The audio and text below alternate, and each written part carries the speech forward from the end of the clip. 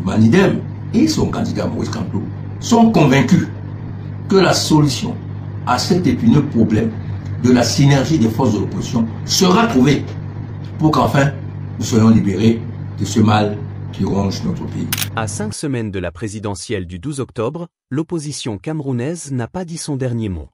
Alors que beaucoup doutaient, certains irréductibles continuent de croire à un vieux rêve, celui d'un candidat consensuel, unique, capable de faire face aux candidats du pouvoir. Mesdames et messieurs, la machine est relancée. Derrière ce chantier, on retrouve des acteurs politiques, des mouvements associatifs et même des leaders d'opinion. Et pour coordonner tout ce beau monde, un mouvement s'est imposé, le groupe de Douala. C'est lui qui pilote les discussions et qui veut donner un visage commun à cette opposition éclatée. Selon Djekam Chami, porte-parole du groupe, ce n'est pas seulement une candidature qu'on prépare, mais tout un projet. Un programme commun de transition et de refondation, audit complet de l'État, réforme politique et sociale, et surtout une transition de 3 à 5 ans pour, je cite, « nettoyer 43 ans d'une dictature inefficace ». Vous voyez un peu le poids des mots? Le candidat consensuel, s'il est désigné et élu, devrait donc prendre la tête d'un gouvernement d'union nationale. Un peu comme une équipe d'urgence appelée pour sauver le pays et ramener la paix. Ça sonne bien, mais entre la théorie et la pratique, vous savez ce que ça donne souvent chez nous. Et là, mesdames et messieurs, accrochez-vous, l'annonce du fameux candidat consensuel est prévue pour le 13 septembre, date anniversaire de l'assassinat de Ruben Oum Niobé. Pour les initiateurs, ce jour marquera une résurrection de la nation. Rien que ça. Une symbolique forte, mais aussi un pari risqué à quelques jours du scrutin. Du bureau politique du Manidem, le vent de la victoire s'est levé.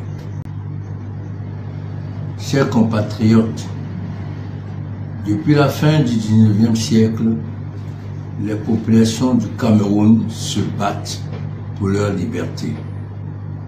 Jadis contre le colon, aujourd'hui contre le néocolonialisme rampant en Afrique.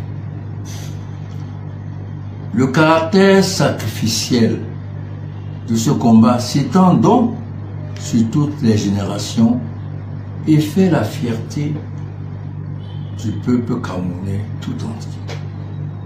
Depuis 43 ans, le Cameroun vit un désastre innommable à cause de la politique menée par le régime Biya. Les Camerounais se sont levés. Les Camerounais se sont battus. Les Camerounais se battent et ils continueront de se battre. Le Manidem, notre parti, héritier de cette lutte héroïque de l'UPC, suit donc avec intérêt les efforts déployés par plusieurs groupes politiques et civils, dont le groupe de Douala, pour en finir avec cette dictature néocoloniale. C'est la raison fondamentale de l'entrée du Manidem dans cette élection présidentielle 2025, matérialisée par l'investiture de Maurice Kamto à cette élection. La forfaiture du Conseil constitutionnel qui a écarté frauduleusement notre candidat n'est qu'un épisode malheureux de cette lutte, mais ce n'est qu'un épisode passager. Le Manidem et son candidat sont déterminés, malgré cette forfaiture, à poursuivre jusqu'au bout la lutte pour la fin du régime Paul Biya. Il accompagne donc tous les groupes, toutes les initiatives politiques et civiles dans la recherche d'un candidat consensuel au 2025. Le Manidem et son candidat Maurice Kamto sont convaincus que la solution à cet épineux problème de la synergie des forces de l'opposition sera trouvée pour qu'enfin nous soyons libérés de ce mal qui ronge notre pays. Dans les jours à venir, le Manidem prendra des initiatives hardies pour arriver à cet objectif. aujourd'hui qui apparaît comme un objectif sacré pour le peuple camerounais.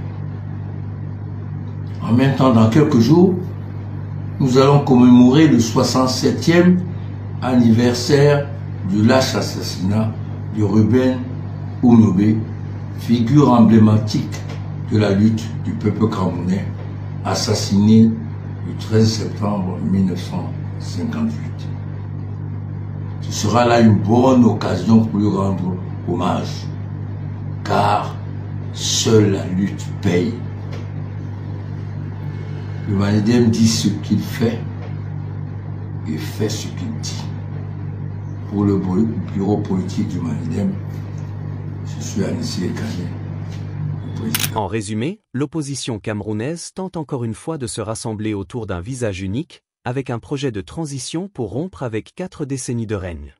Reste la grande question, les 10 autres candidats joueront-ils vraiment le jeu? Réponse dans une petite semaine. Voilà pour l'essentiel, chers amis de 237 Inside. Si vous avez aimé cette analyse, n'oubliez pas de vous abonner, liker et partager pour rester au cœur de l'actualité camerounaise.